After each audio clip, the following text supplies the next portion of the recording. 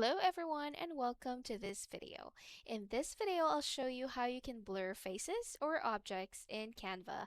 Now, blurring out parts of photos or videos are important, especially if it has sensitive information that you want to keep private. So for this example, I have a blank slate and I'll just get a sample photo, but for you, if you have one, go ahead and upload and then upload files. For me, I'll go to Elements and then I'll go to Photos and I'll choose one. All right. Now from here, clicking on the image, let's go and click Edit Image. Now, if you don't see the blur option from your recently used or under Tools, you can go ahead and scroll down and look from this list. Once the blur tool is connected to your Canva account, it would show up here. So let's go ahead and click that.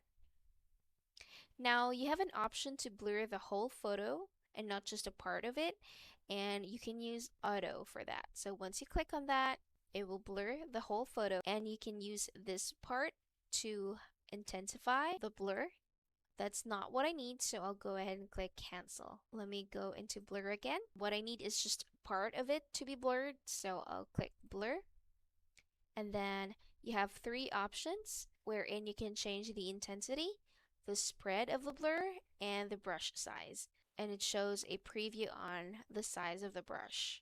So let's go ahead and blur this part. Just click on it and wait for it to make changes. Alright, so right now that's how the blur looks like, but if you want it to be more sharp, go ahead and maybe increase your intensity or lessen the spread of the blur. And then once you're good, go ahead and try it. Alright, so this is what it looks like. You can go ahead and play trial and error until you get to your perfect blur. And once you're good with that, just click done. Now once you're done with that, go ahead and click share, download, and save the photo.